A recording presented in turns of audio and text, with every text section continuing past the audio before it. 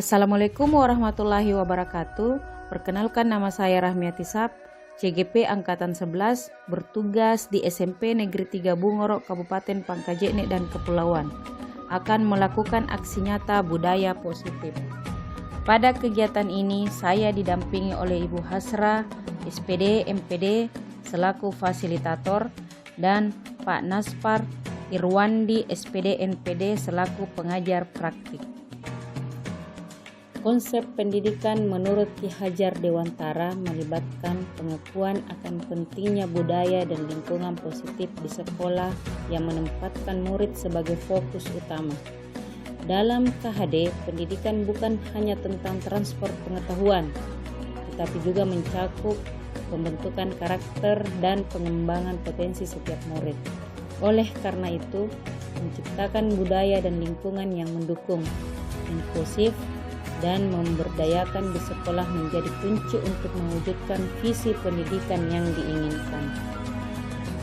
Aksi nyata yang saya lakukan dilatar belakangi yang pertama, belum menyeluruh pemahaman rekan-rekan tentang penerapan konsep inti budaya positif di sekolah seperti perubahan paradigma belajar, disiplin positif, kebutuhan dasar, motivasi perilaku manusia, posisi kontrol guru, keyakinan kelas, dan segitiga restitusi. Diharapkan jika seluruh konsep inti tersebut dipahami oleh seluruh warga sekolah, maka akan tercipta budaya positif yang baik di lingkungan sekolah. Yang kedua, murid tidak suka peraturan karena selama ini ketika mereka melakukan pelanggaran maka akan mendapat hukuman dan cenderung membuat mereka malu dan merasa tertekan.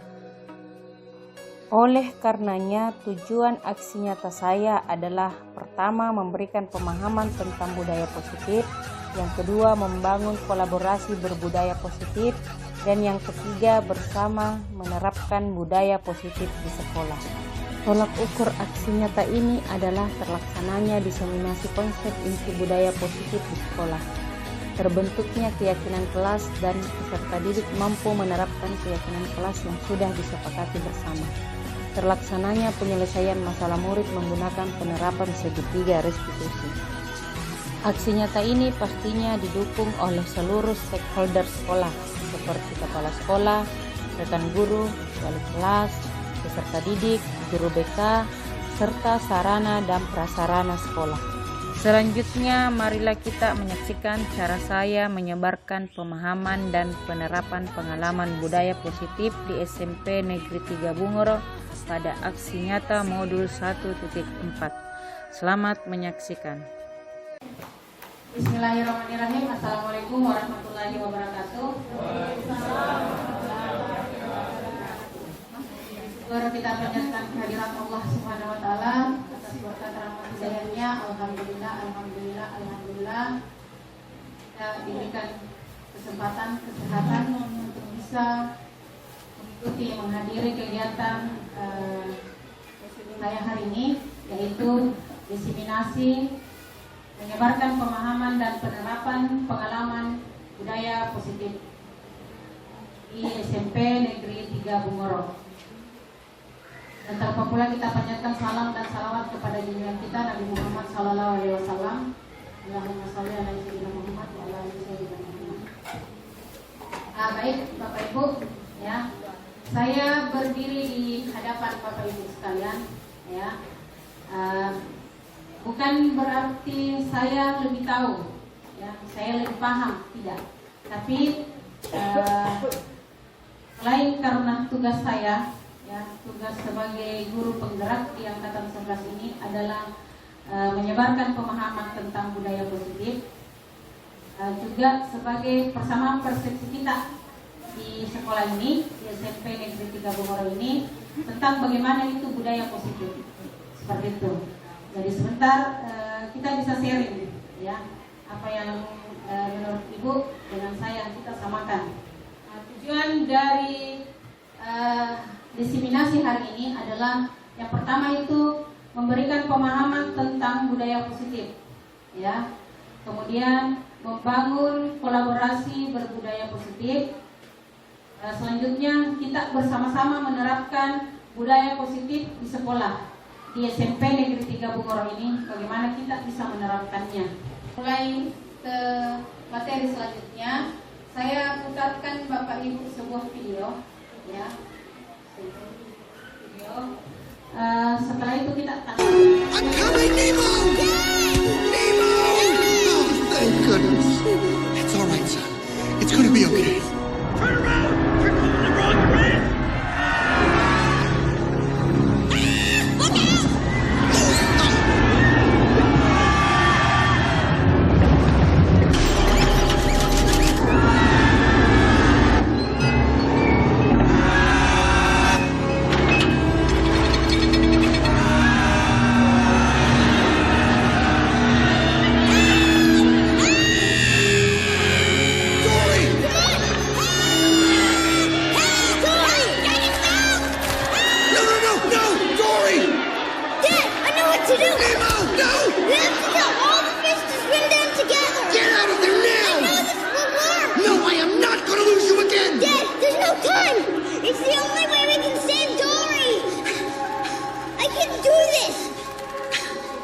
You're right. I know you can. Lucky thing! Now go! Hurry! Tell all the fish to swim now! Well, you heard my son? Come on! Dory, you have to tell everybody to Swim down together! You understand what I'm saying to you? Swim down! Everybody swim down! Line, you have to swim down! Down! Swim down! Swim down! Swim down!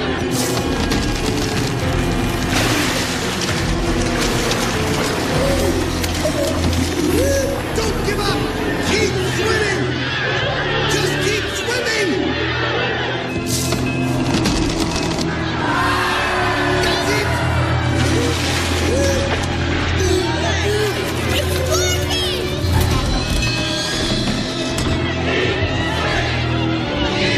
working! Just keep swimming! Keep swimming! Come on, Dad! You're doing great, son! That's my dad! Come on, let's get to the bottom! Keep swimming! Keep swimming. Just keep swimming. Almost there! Keep swimming!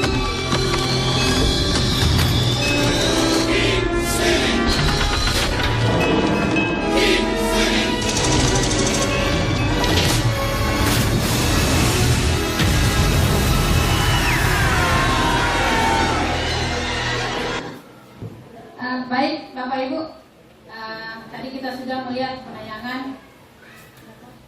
Yang saya mau tanyakan, apa kira-kira tanggapannya Bapak Ibu dari tayangan di atas? Apa kesimpulannya? Apa hal menarik yang bisa kita dapatkan dari menonton video ini? Baik, setelah menonton video tadi, ada beberapa hal yang kita bisa petik di dalamnya. Salah satunya yaitu bagaimana kita bisa bekerja sama, berkolaborasi, karena dengan kolaborasi itulah merupakan kekuatan yang sangat besar pengaruhnya untuk mencapai suatu tujuan. Seperti tadi, tujuannya supaya bisa menyelamatkan diri di dalam jaring tadi. Mereka berkolaborasi untuk sama-sama berenang ke bawah hingga akhirnya tujuannya tercapai. Itu satu. Yang kedua, bahwa jangan pernah menyerah. Jika kita belum mencapai tujuan, bagaimana caranya kita untuk berusaha bangkit dan semangat hingga tujuan tersebut tercapai. Jadi tidak pernah menyerah. Yang ketiga yaitu jangan melihat usia seseorang untuk mengikuti perkataan ataupun hal yang positif dari dirinya. Misalnya tadi kan ikannya kecil, tapi idenya sangat positif, sangat bagus. Jadi dari situ kita bisa lihat, oh bukan dari segi usia yang kita lihat, tapi lihatlah perkataan seseorang tersebut. Meskipun dia muda, kalau idenya bagus, kenapa tidak diterapkan? Saya kira itu saja, Ibu. Terima kasih. Terima kasih. Terima kasih Ibunya untuk tanggapannya. Ada yang lain teman-teman? Assalamualaikum warahmatullahi wabarakatuh. Dari tayangan video tadi, saya dapat simpulkan bahwa dibutuhkan kerjasama dan kekompakan untuk mengatasi kesulitan, untuk keluar dari masalah yang ada. Jadi kekompakan dan apapun yang dihadapi, masalah yang dihadapi, itu perlu adanya kekompakan dan kerjasama yang baik atau kolaborasi. Oke, terima kasih. Kita kasih tepuk tangan. Baik, Bapak Ibu, ini sudah mewakili orang teman, sudah mewakili dari tayangan di atas, ya. Seperti yang disampaikan teman, bahwa perlu adanya kerjasama, perlu adanya kolaborasi, perlu adanya kekompakan. Jadi seperti itu juga untuk anak didik kita, ya. Perlu adanya kerjasama, saling kolaborasi. Kita tidak akan bisa mencapai tujuan pendidikan, ya. Kita tidak akan bisa membuat anak-anak berkarakter sesuai dengan profil pelajar Pancasila jika tidak adanya kerjasama. Ya, kalau kita hanya sendiri, seperti itu. Baik, kita lanjut. Untuk tolak ukur dari kegiatan ini adalah yang pertama, terlaksananya diseminasi konsep inti budaya positif di sekolah. Kemudian terbentuknya keyakinan kelas dan peserta didik mampu menerapkan keyakinan kelas yang sudah disepakati bersama. Ya, seperti yang kita ketahui, ya, Bapak Ibu sudah membuat keyakinan kelas, ya, di setiap kelasnya. Kemudian selanjutnya terlaksananya penyelesaian masalah murid menggunakan penerapan segitiga restitusi. Jadi sebentar kita akan lihat yang mana itu yang segitiga restitusi, seperti apa. Ya, mungkin di beberapa teman masih ada yang baru mendengar kalimat ini, ya. Oke, untuk tercapainya suatu tujuan pendidikan di sekolah, ya perlu seperti yang kita ketahui bersama, perlu ada dukungan, ya. Nah, bukan hanya dukungan dari kepala sekolah, tapi semua stakeholder sekolah, ya, seperti itu. Nah, kemudian untuk materi hari ini, ya Bapak Ibu, konsep intinya budaya positif itu adalah yang pertama, perubahan paradigma belajar. Yang kedua, nilai-nilai kebajikan. Yang ketiga, motivasi perilaku manusia. Yang keempat, keyakinan kelas. Yang kelima, disiplin positif. Yang keenam, kebutuhan dasar manusia. Yang ketujuh, posisi kontrol guru. Dan yang terakhir adalah segitiga restitusi. Ya, jadi ini yang akan kita bahas hari ini. Nah, kita ke materi yang pertama tentang paradigma baru, ya, pembelajaran dengan paradigma baru. Mana pembelajaran dengan paradigma baru ini itu dia konsepnya P5, ya, atau biasa P3, profil pelajar Pancasila. Di mana profil pelajar Pancasila itu ada 6 di dalamnya, ya, beriman dan bertakwa kepada Tuhan Yang Maha Esa, berkebinekaan global, gotong royong, mandiri, bernalar kritis dan kreatif, ya. Nah, di mana paradigma baru ini adalah pembelajaran yang dirancang berdasarkan prinsip pembelajaran berdiferensiasi. Ya, jadi kita memberikan pembelajaran anak berdasarkan sesuai dengan karakternya, ya, seperti itu.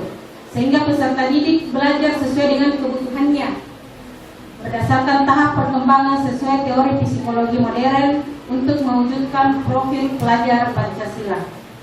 Nah, selama ini kita masih ada miskonsepsi namanya, ya, tentang teori kontrol. Masih ada bukan salah berpikir, ya, kurang tepat tentang semua penguatan positif, efektif dan bermanfaat. Jadi kita selalu menganggap bahwa penguatan positif yang kita berikan kepada anak-anak itu sebenarnya dia bagus ke anak-anak anaknya. Seperti itu, ya. Kemudian ilusi guru mengontrol murid, bahwa selama ini kita berpikir kita bisa mengontrol murid. Ya. Apa yang kita mau ke murid itu akan bisa dilaksanakan oleh murid. Apa yang dijalankan, apa yang kita ingin jalankan akan bisa dijalankan oleh murid. Seperti itu, ya. Ilusi bahwa kritik dan membuat rasa bersalah mampu menguatkan karakter, ya. Jadi kita selalu kalau anak-anak melakukan kesalahan, kita membuat anak-anak merasa bersalah, ya. Ternyata itu adalah salah satu miskonsepsinya. Kemudian selanjutnya ilusi bahwa orang dewasa berhak memaksa. Kemudian mengubah paradigma stimulus respon pendekatan teori kontrol. Di sini ada tabel tentang stimulus respon dengan teori kontrol, ya. Jadi tentang pola pikir tak selama ini, ya, bahwa realitas kebutuhan kita itu sama. Ternyata teori kontrol, kalau menurut teori kontrol itu bahwa kebutuhan kita itu berbeda realitanya. Untuk respon, semua orang melihat hal yang sama. Kalau menurut teori kontrol, itu setiap orang memiliki gambaran yang berbeda. Kita mencoba mengubah orang agar berpandangan yang sama dengan kita. Ternyata menurut teori kontrol, kita berusaha memahami pandangan orang lain tentang dunia. Jadi agak sedikit perbedaan antara respon dan teori kontrol. Kemudian orang lain bisa mengontrol saya.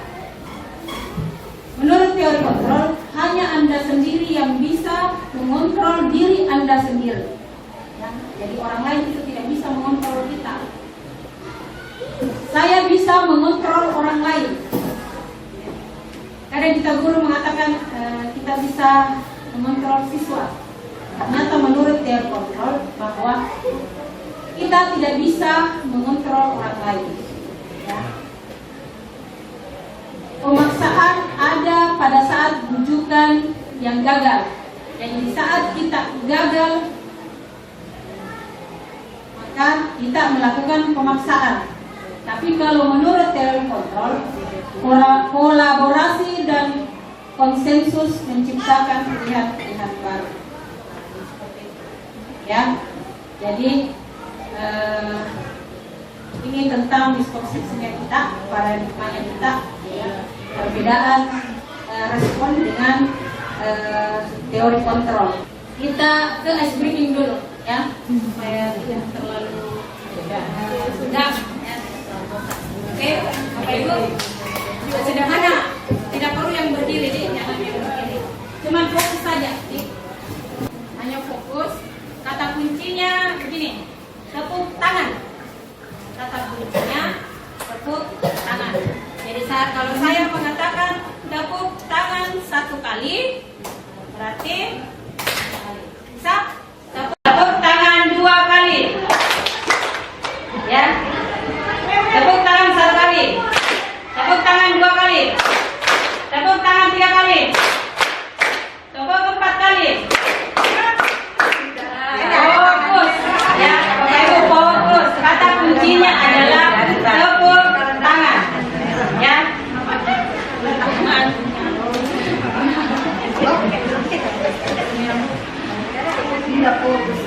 Bisa? Ya, sekali lagi. Kata kuncinya adalah tepuk tangan. Tepuk tangan 1 kali, tepuk tangan 3 kali, tepuk 4.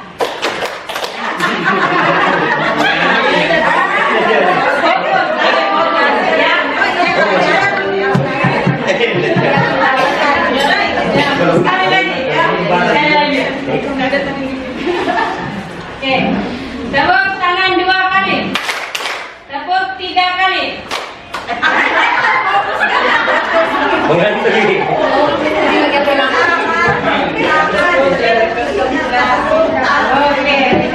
Tepuk tangan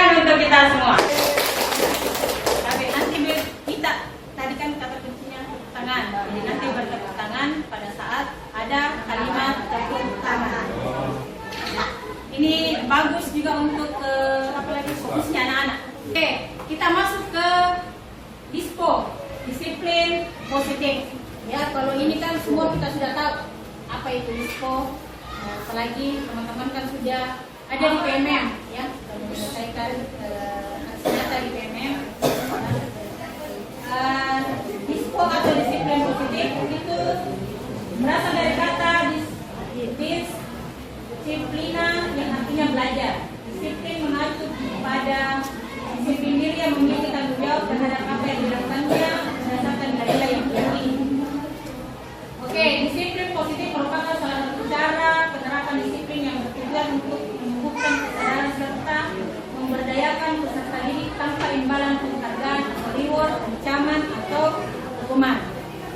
Nah, ini yang perlu digaris bawahi Bapak Ibu. Tabe, disiplin positif tanpa adanya imbalan atau reward, ya, atau reward, ancaman atau hukuman. Ya.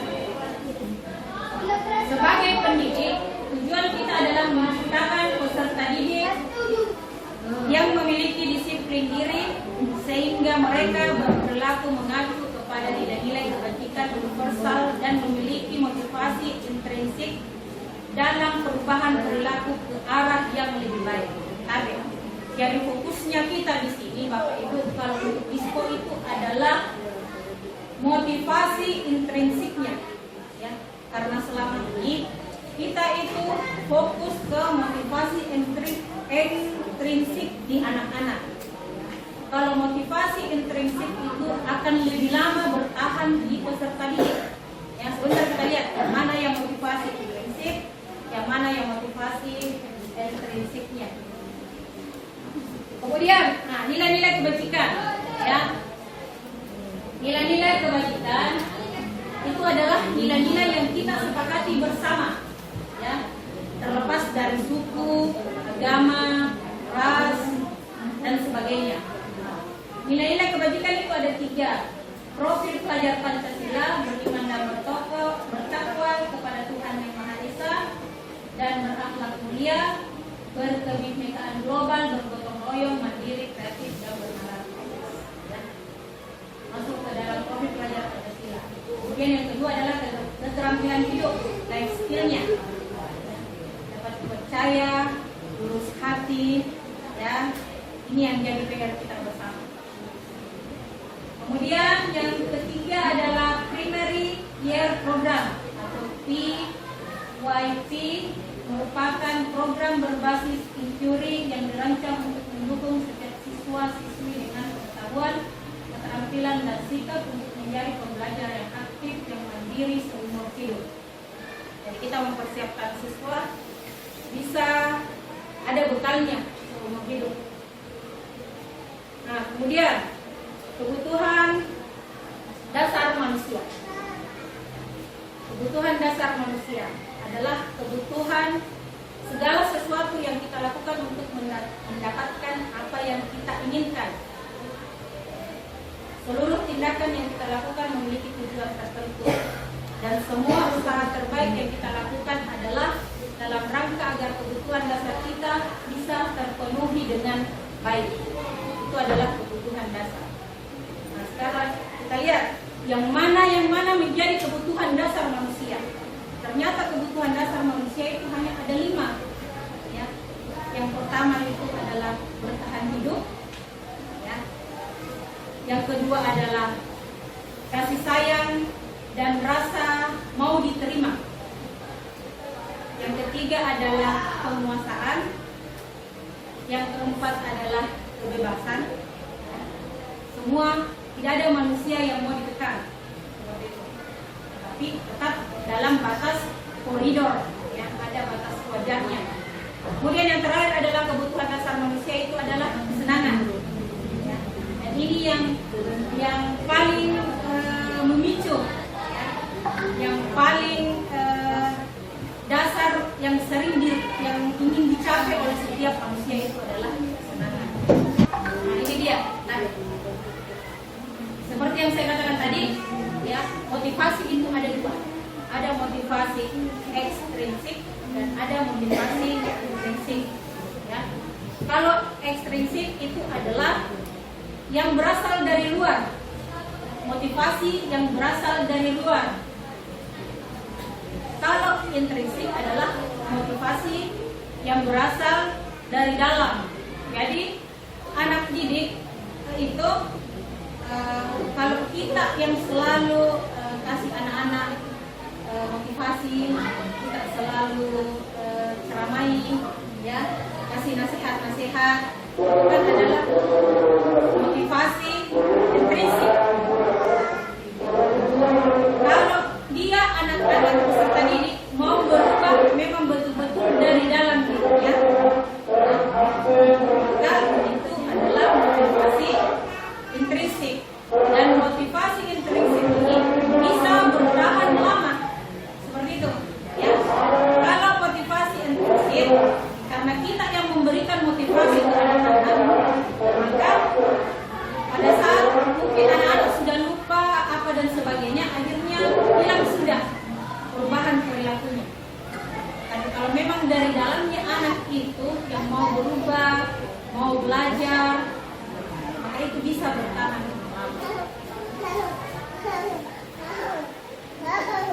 Motivasi intrinsik adalah menjadi orang yang mereka inginkan dan menghargai diri sendiri dengan nilai-nilai yang mereka percaya.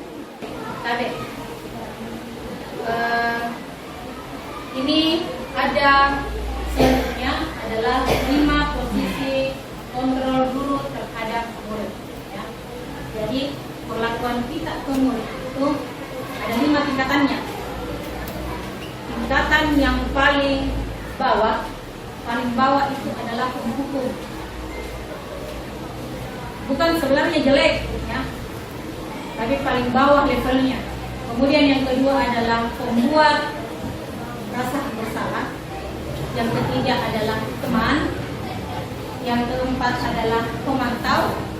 Dan yang paling bagus itu, yang paling tinggi levelnya itu adalah sebagai manajer. Saya perlihatkan video, ya, tentang 5 posisi kontrol guru terhadap murid.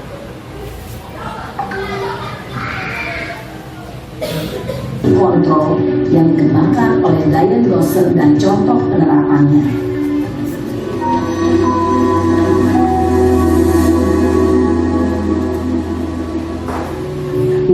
Posisi kontrol itu adalah 1. Posisi penghukum, 2. Posisi pembuat merasa bersalah, 3.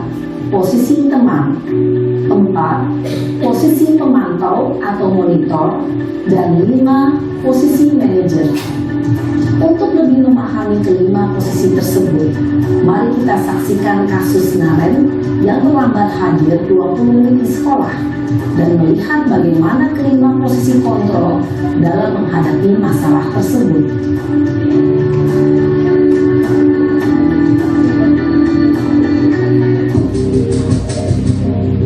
Ya, silakan lihat Bapak Ibu, kita sebenarnya berada di posisi mana? Pertama, kedua, ketiga, keempat, kelima. Naren, sini kamu. Selamat pagi, Bu. Selalu terlambat. Kamu deh, pasti terlambat. Maaf, Bu. Saya Apa? Apa coba? Alasan kamu apa lagi? Kapan sih kamu tidak terlambat? Malas sekali ya kamu jadi anak. Saya Dasar pemalas. Gak kapok-kapok sih kamu. Sudah berapa kali terlambat? Sana, kamu keliling lapangan basket 2 kali. Kenapa saya harus keliling lapangan basket, Bu? Kenapa? Kamu melawan ibu? Berani-beraninya jawab. Sudah terlambat, masih berani jawab pula. Sekarang, keliling lapangan basket 5 kali sekalian. Biar kapok. Cepat, pergi sana ke lapangan basket. Posisi penghukum biasanya berbicara dengan nada tinggi, menghardik, menunjuk-nunjuk, menyakiti, dan menyindir. Hukuman bisa berupa fisik maupun psikis. Ibu dan bapak guru hebat. Dampak yang terjadi pada murid ketika guru berada pada posisi penghukum adalah murid cenderung akan memberontak, bahkan menyimpan dendam.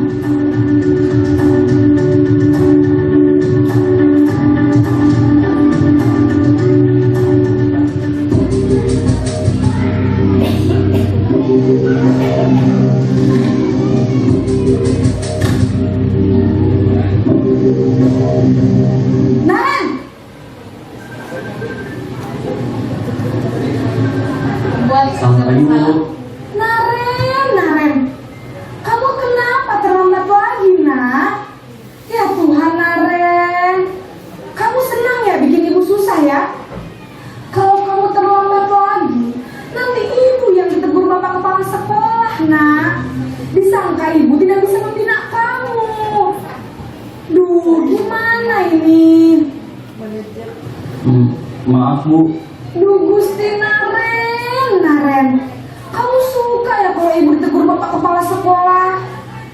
Terus, sekarang ibu harus tulis apa ini di buku absen? Ini kamu sudah sering terlambat loh. Ibu harus apa coba? Maaf, Bu. Maaf sekali. Ya sudah, lain kali jangan bikin ibu susah lagi ya, nak ya. Ibu tidak akan kuat lagi kalau kamu begini terus. Bisa jantungan kalau ibu ditegur bapak kepala sekolah. Sana cepat ke kelas. Maaf ya, Bu. Maaf sekali. Posisi pembuat rasa bersalah berbicara dengan nada tenang, cenderung lembut. Namun kata-kata yang diutarakan membuat murid merasa menjadi orang yang gagal, memandang buruk dirinya sendiri, merasa tidak berharga, dan tidak sanggup membahagiakan orang lain. Ketika guru mengambil posisi pembuat rasa bersalah, murid akan menganggap dirinya yang bersalah dan ia akan menyimpan emosi negatif tersebut di dalam dirinya.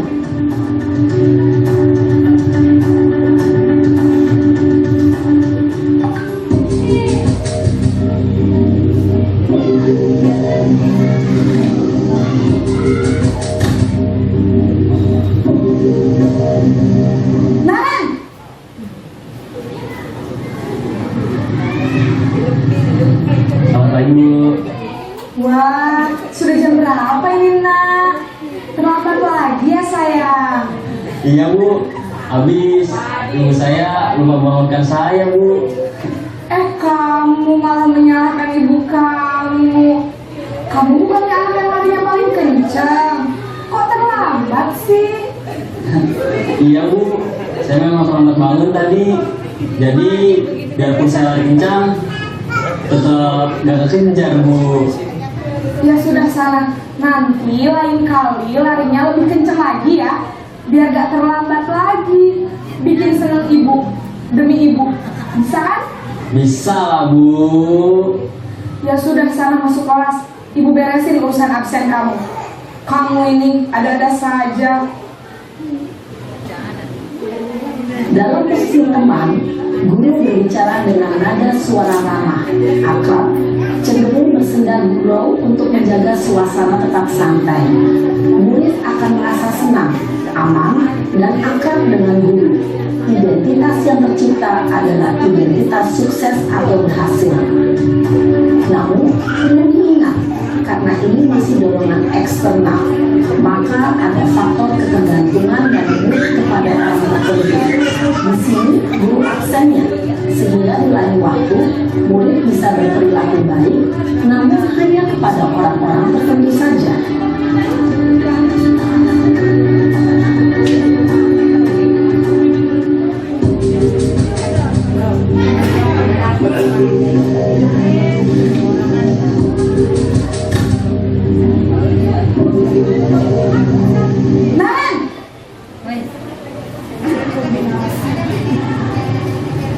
Selamat pagi, Bu.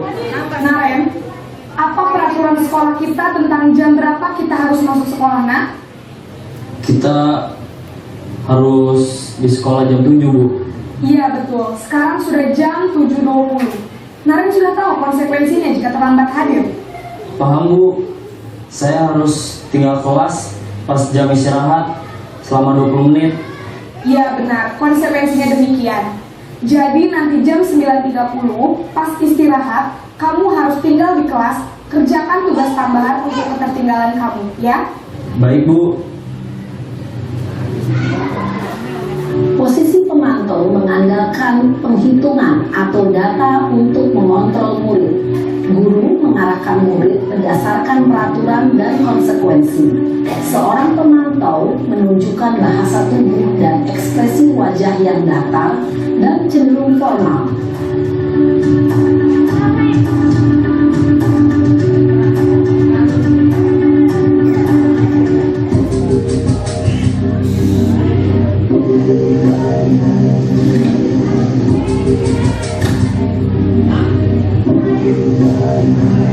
Naren!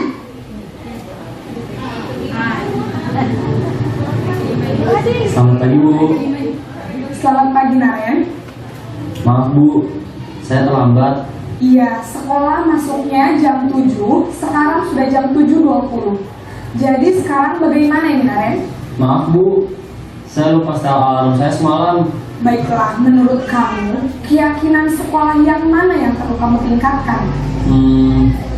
Menghargai diri sendiri dan orang lain mungkin ya, Bu. Setuju. Jadi, apakah Naren meyakini prinsip saling menghormati tersebut? Iya, Bu. Saya meyakininya. Apakah Naren bersedia memperbaiki masalah keterlambatan ini? Bersedia, Bu.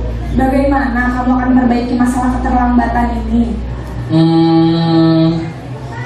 Saya akan coba untuk tidak lupa menyetel alarm saya, Bu. Baik, kalau Naren lupa menyetel alarm di rumah, ada orang yang kira-kira bisa bantu mengingatkan tidak? Ada, Bu. Kakak saya, Kak Emma. Ada lagi selain Kak Emma? Selain Kak Emma, ada ibu saya.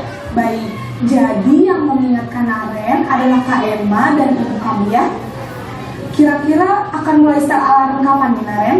Setelah pulang sekolah, akan segera saya lakukan.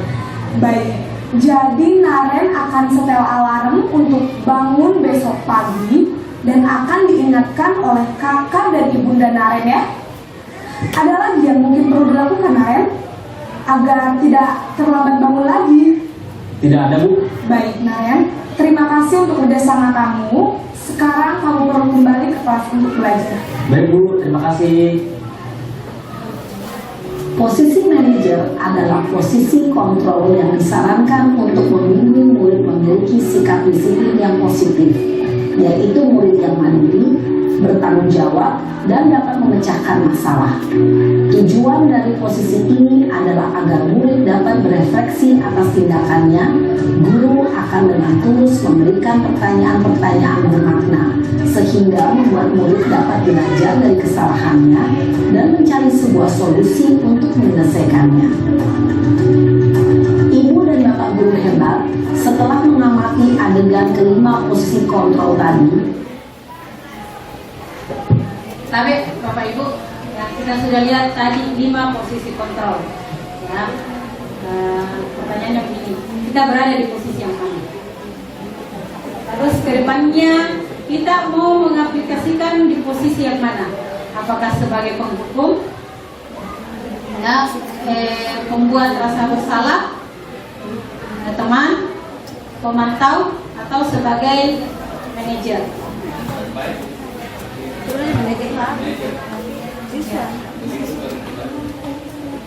Ya, berdasarkan tampilan dari apa tadi actingnya itu video tadi, tergambar bahwa yang paling masuk akal untuk menjadi seorang guru yang baik adalah menjadi seorang manajer. Hanya saja saya lalu berpikir, saya mau hadapi ini apa itu sih Lutfi dengan posisi manajer, apa yang saya lakukan? Nah, itu pertanyaan saya. Saya sendiri bingung menjadi seorang manajer untuk Lutfi itu seperti apa nih? Nah, itu ya, saya rasa itu masih menjadi pertanyaan saya, apa yang akan saya lakukan ke depannya. Oke, terima kasih. Baik, Bapak Ibu, ini jadi PR-nya kita semua, ya, tugasnya kita. Makanya seperti yang tadi kita sampaikan bersama, yang disepakati kita, bahwa harus ada kerjasama, harus ada kolaborasi. Ya, Pak Yusuf sendiri yang mau menangani ini siswa, tidak bisa. Dan kita harus sama-sama. Bagaimana memberikan motivasi intrinsik ke Lutfi supaya dia bisa berubah seperti itu, ya. Baik, kita lanjut Bapak Ibu, ya. Dari tayangan tadi, saya rasa sudah sangat jelas, ya, bagaimana kita berada di posisi itu. Apakah sebagai penghukum, pembuat rasa bersalah, teman, pemantau, ataukah sebagai manajer. Nah, ini dia salah satu contoh, ya, bagaimana kalau siswa yang tidak memakai atribut lengkap saat upacara bendera. Kalau hormat pada bendera selama 1 jam, itu berarti kita sebagai penghukum, ya. Berapa kali Bapak Ibu memberitahu kamu selalu mengecewakan Bapak Ibu? Ada kata kecewa. Berarti membuat rasa bersalah, ya, karena ada kecewanya. Kemudian ayo dong ikuti aturan sekolah. Ini kan baru 1 kalimat sudah bahwa kita sebagai posisi teman. Kamu sudah melanggar peraturan sekolah. Kamu tahu konsekuensinya. Ada pertanyaan tentang konsekuensi. Berarti kita sebagai pemantau. Apakah kamu tahu kesalahanmu? Kira-kira bagaimana kamu memperbaiki kesalahanmu?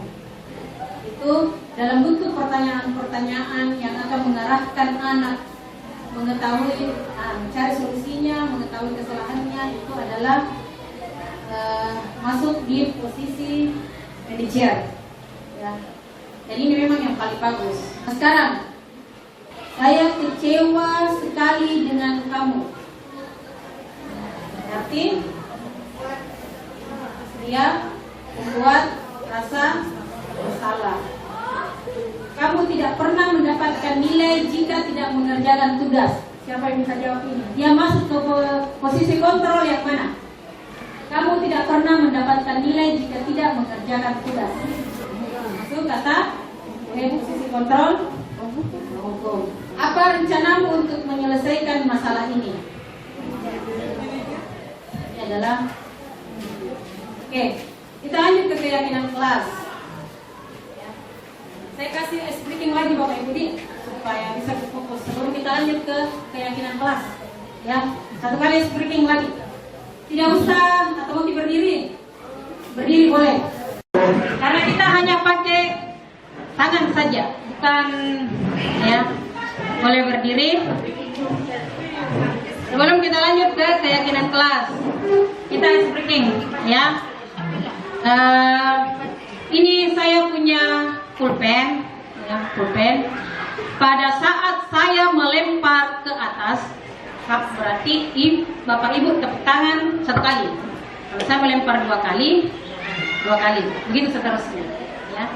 Jadi depan kamu tidak dilempar berarti tidak tepuk tangan. Ya, betul sekali. Jadi fokus saja Bapak Ibu. Lempar 1 kali, tepuk 1 kali. Lempar 2 kali, tepuk 2 kali. Oke, bisa? Kita fokus. Di mana? Di sini. Di sini, ya. Oke, kelihatan. Ya. Oke. Hop. Hop.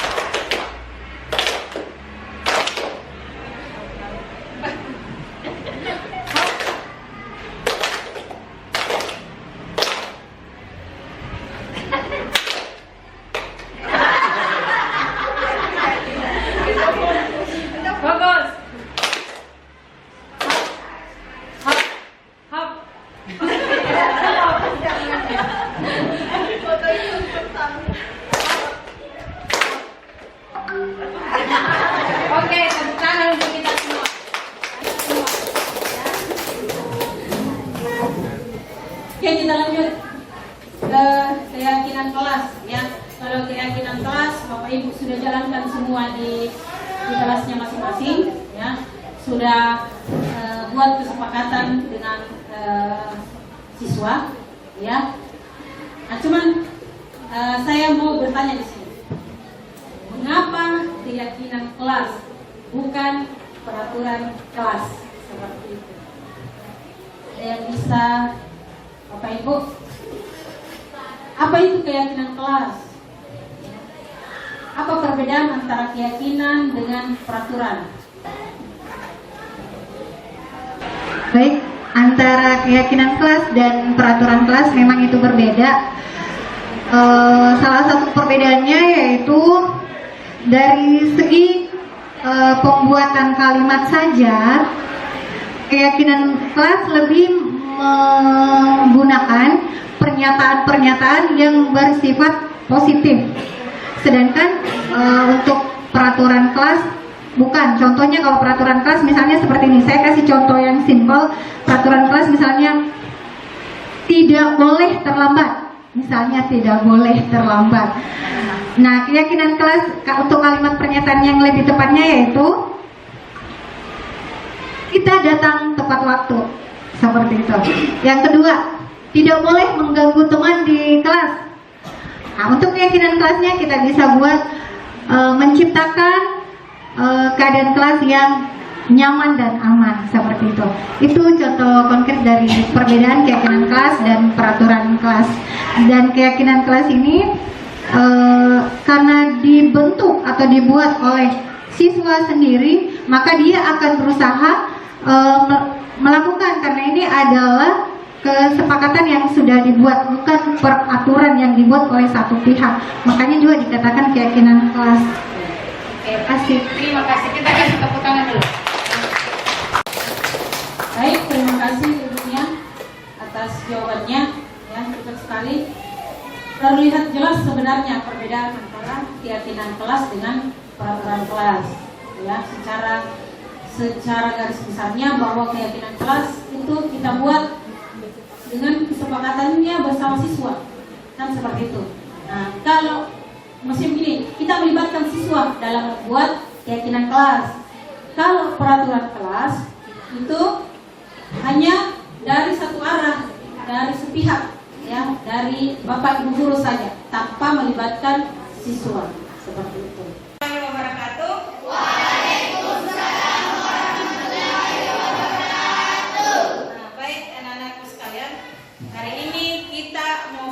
Keyakinan kelas, ya. Tahu apa itu keyakinan kelas? Tahu. Apa itu? Kesepakatan tak, keyakinan tak. Yang ini harus dijalankan, ya. Kenapa harus? Karena kita buat secara bersama-sama. Ya, makanya dikatakan keyakinan kelas. Karena kita buat bersama-sama. Oke? Bisa? Bisa.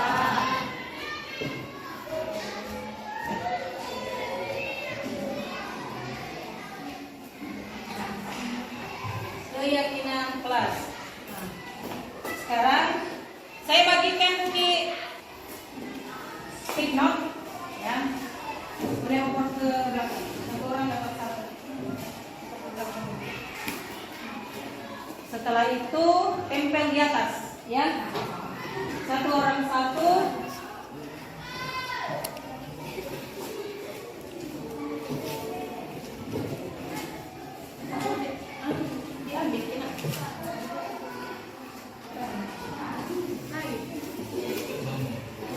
Tulis di situ apa kesepakatan kelas yang kita atau aturan kelas yang mau kita buat, ya. Contoh, datang tepat waktu, ya. Kalau sudah selesai silakan tempel di atas. Mengerjakan tugas tepat waktu itu salah satu contoh kesepakatan kelas. Memakai seragam dan menjaga ketertiban, ya.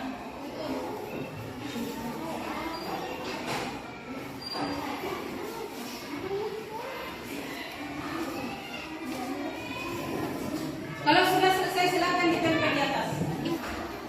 Tidak usah tulis nama, supaya kita bisa bebas kasih keluar pendapatnya, ya? Oke, silakan naik di atas. Tempel di sini, nak.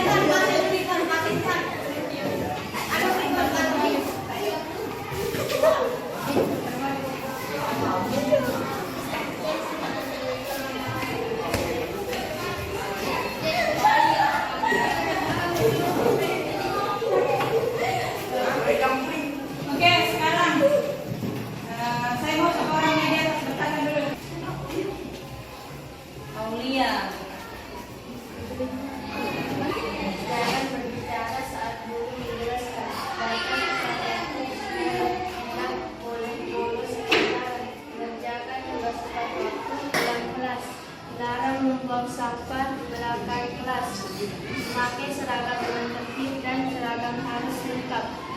Jangan bermain HP pada waktu pelajaran. Oke, terima kasih. Dari apa yang kita tulis semua, yang ditempel di atas, kita mau rampungkan menjadi keyakinan kelas. Ini kan semuanya ada beberapa yang sama, cuma kalimatnya yang berbeda. Oke. Jadi kita simpulkan. Apa yang pertama dulu? Datang ke sekolah tepat waktu. Setuju? Setuju. Setuju. Berarti datang ke sekolah tepat waktu. Ini harus dilaksanakan karena menjadi kesepakatannya kita bersama. Oke? Kemudian mengumpulkan tugas tepat waktu. Bisa? Menjaga kebersihan kelas, jangan membuang sampah sembarangan. Dapat memilah sampah organik dan non-organik. Tidak membuang sampah di dalam kelas. Ini hampir sama. Hah? Iya, kita simpulkan dulu yang mana kesepakatannya, bagaimana kalimatnya yang baik. Kesepakatannya bagaimana? Tidak membuang sampah. Membuang sampah pada tempatnya. Ini keyakinan, ya. Dan saya ulangi, harus kita jalankan karena menjadi kesepakatan. Oke, bisa? Bisa. Oke, jadi kita sudah sepakati. Dan saya harap bisa dilaksanakan dengan penuh tanggung jawab dan keyakinan. Oke, terima kasih. Setelah ini kita dibagus kalau di print ya, diketik terus di print terus ditempel supaya kita tahu oh inilah keyakinan kelasnya kita, inilah kesepakatan yang kita buat yang akan menjadi aturan di kelas ya. Jadi ini harus dijalankan karena kesepakatannya kita. Oke, bisa? Baik, terima kasih. Assalamualaikum warahmatullahi wabarakatuh. Waalaikumsalam. Kita lanjut ke segitiga restitusi. Apa itu segitiga restitusi? Ya, segitiga restitusi itu adalah sebuah dialog. Ya, sebuah dialog ada 3 tahapannya. Yang pertama adalah menstabilkan identitas. Yang kedua, fondasi tindakan yang salah. Yang ketiga adalah mengumpulkan keyakinan. Sekarang pertanyaannya Bapak Ibu, apa semua maksudnya itu? Kan seperti itu, ya. Ini segitiga restitusi adalah sebuah dialog yang dijalankan oleh guru agar dapat menghasilkan murid yang mandiri dan bertanggung jawab, ya. Jadi saya kasih video, ya. Video tentang contoh segitiga restitusi. Bagaimana penanganannya? Ini adalah siswa dan wali kelasnya. Manajer menggunakan penerapan segitiga restitusi.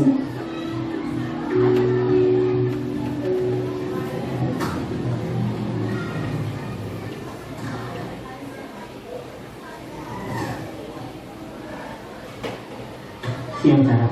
Siang Pak. Sudah lama nggak ketemu Sarah. Kenapa hari ini ada di sini? Kesel Pak, kesel banget. Masa aku dikatain tukang fitnah Pak? Ya aku marah lah.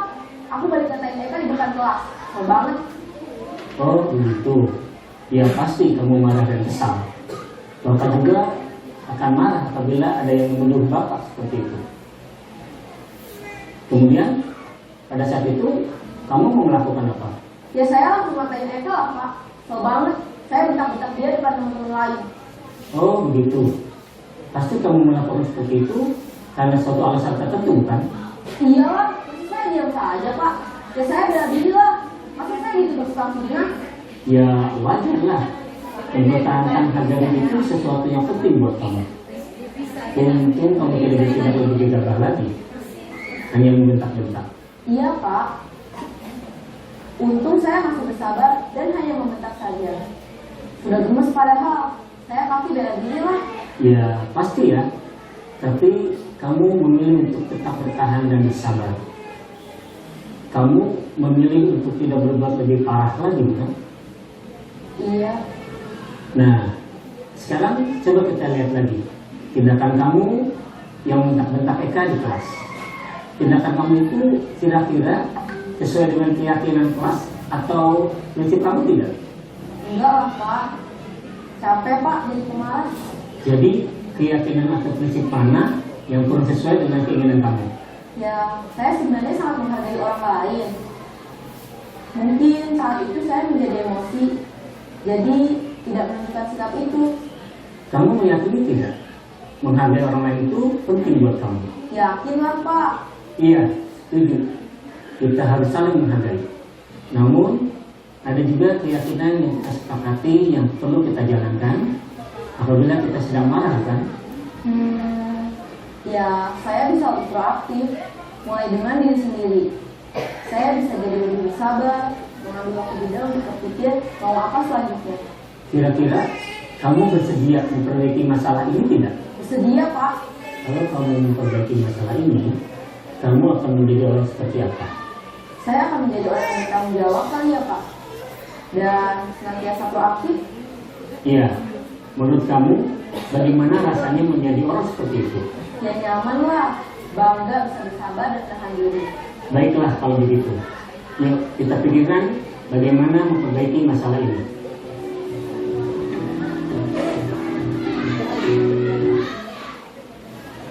Baik Bapak Ibu, itu tadi contoh penerapan segitiga restitusi.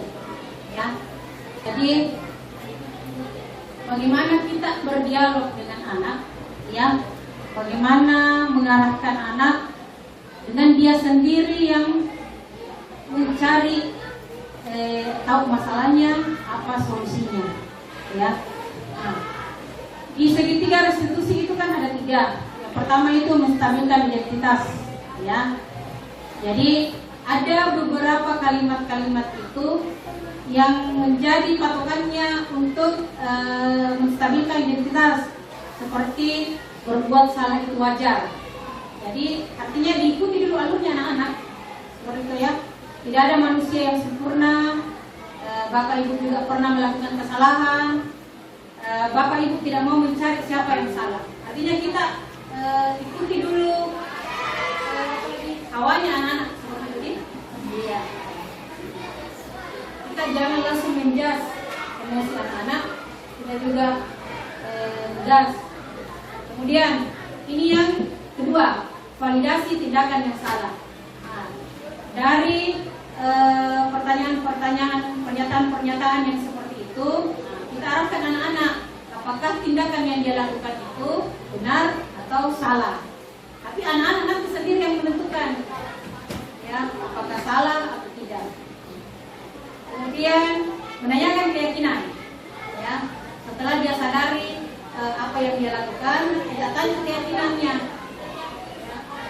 Apakah sudah sesuai dengan keyakinan kelas, sudah sesuai dengan kesepakatan kelas, sudah dijalankan seperti itu, ya.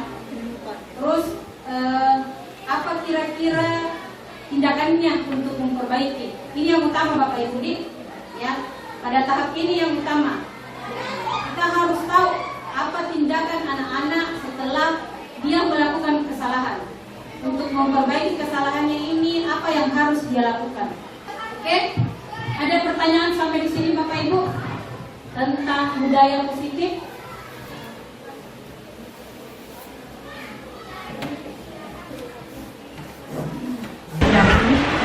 Kira-kira hal apa yang mendasar untuk membangun budaya positif di sekolah?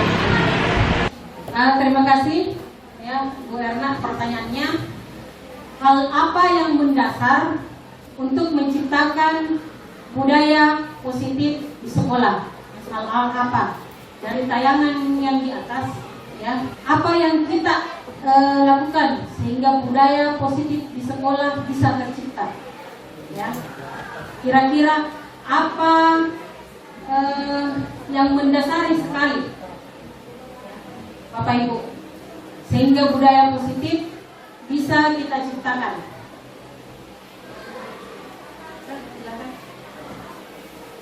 Baik, terima kasih. Di sini saya memberikan sedikit ini langsung kesimpulan terkait dengan hal mendasar apa yang akan dilakukan untuk menciptakan sebuah budaya positif di sekolah. Berdasarkan pemaparan Ibu Kepala Sekolah dalam diseminasi tadi, disimpulkan bahwa pertama yaitu kesadaran. Artinya kita harus seluruh komponen sekolah harus membangun kesadaran agar budaya positif itu tercipta. Yang kedua, pembiasaan. Jika kita membiasakan hal-hal yang positif, dari pembiasaan itulah makanya dikatakan sebagai budaya. Apabila belum dilakukan pembiasaan, itu belum dikatakan tercipta budaya positif. Jadi kesimpulannya dari keseluruhan materi ini yaitu pertama kesadaran untuk menjadi teladan, kesadaran untuk bagaimana menyikapi jika mendapatkan siswa bermasalah, membedakan apa itu konsekuensi, apa itu hukuman, bagaimana mengatasi anak-anak yang bermasalah dengan menerapkan segitiga restitusi agar anak-anak itu sendiri menggali potensi yang ada dalam dirinya, menyelesaikan masalahnya sendiri. Artinya anak-anak dididik untuk mandiri. Jika demikian diterapkan, akan menjadi sebuah pembiasaan. Dari pembiasaan itulah terjadi atau tercipta budaya positif. Terima kasih, Bu. Oke, terima kasih banyak. Baik, Bapak Ibu, terima kasih. Intinya untuk menciptakan budaya positif itu adalah kembali ke diri kita, ya, kembali ke Bapak Ibu dulu, ya, untuk sadar, ya, untuk memberikan contoh kepada anak-anak seperti itu, ya, karena tombaknya pendidikan itu ada di tangannya Bapak Ibu, ya. Pendidikan akan kemana arahnya itu ada di kitanya, di Bapak Ibu sekalian. Sama dengan SMP Negeri 3 Bogor ini, arahnya SMP 3 Bogor mau kemana itu ada di Bapak Ibu sekalian, seperti itu, ya. Jadi perlu adanya kesadaran, perlu juga adanya kerjasama, motivasi, kolaborasi, ya, supaya menciptakan siswa yang berkarakter sesuai dengan profil pelajar Pancasila. Nak Naura, kau tidak kenapa Ibu panggil? Tidak, Bu. Tadi Ibu dengar laporan dari teman kamu, katanya kamu habis bertengkar dengan Husnul. Iya, Bu, karena jengkel. Kenapa jengkel? Karena ngajak terus sama orang tua. Ya wajar kalau kamu marah. Ibu juga kalau berada di posisi kamu pasti akan merasa jengkel dan marah. Lalu apa yang kamu lakukan terhadap Husnul? Marah-marah, Bu, dan spontan belum itu sih. Pasti kamu melakukan itu karena ada alasannya. Iya, karena nggak suka kalau diejek sama orang tua. Ya wajar sih kalau marah jika orang tua kamu diejek. Itu menghargai tindakan kamu karena tidak melakukan tindakan yang lebih buruk. Misalnya memukul Husnul. Sekarang coba kita pikirkan. Apa tindakan yang kamu lakukan dengan mendorong Husnul? Apakah sudah sesuai dengan keyakinan kelas kita? Tidak. Menurut kamu, keyakinan kelas apa yang kamu langgar? Saling menghormati antara teman. Betul sekali. Menurut kamu, menghormati antar teman itu penting tidak? Penting. Baik, Nak. Jika kamu menganggap itu penting, maka seharusnya keyakinan apa yang harus kamu lakukan di saat kamu marah? Saya harus lebih sabar. Oke. Sekarang, apa kamu bersedia memperbaiki keadaan ini? Bersedia. Jadi apa yang akan kamu lakukan untuk memperbaikinya? Saya akan lebih bersabar dan jika ada teman yang mengejek nama orang tua saya akan melapor ke wali kelas atau guru BK. Oke, tepat sekali tindakan yang akan kamu ambil. Tetap semangat. Silakan kembali ke kelas. Ya, terima kasih. Baik, Bapak Ibu, ya, terima kasih atas kehadirannya, terima kasih atas kerjasamanya, bantuannya, ya, partisipasinya dalam kegiatan saya, ya, diseminasi hari ini, aksi nyata modul 1.4 tentang budaya positif. penyebaran pemahaman budaya positif. Terima kasih banyak. Ya, kesimpulan untuk hari ini, ya, dalam penerapan program DISPO atau disiplin positif itu hendaknya guru memiliki standar kepribadian profesional dan sosial yang baik, di mana guru mampu merefleksi dirinya dalam posisi kontrol saat ini. Bagaimana perjalanan dirinya sebagai among manajer, ya, kita dituntut sekarang sebagai manajer yang menuntut murid-murid menjadi insan yang mandiri, merdeka, dan bertanggung jawab. Terima kasih. Saya ucapkan, saya tutup dengan ucapan wabillahi taufiq wal hidayah. Wassalamualaikum warahmatullahi wabarakatuh. Tepuk tangan untuk kita semua. Demikian aksi nyata dari saya. Terima kasih atas partisipasinya. Wassalamualaikum warahmatullahi wabarakatuh.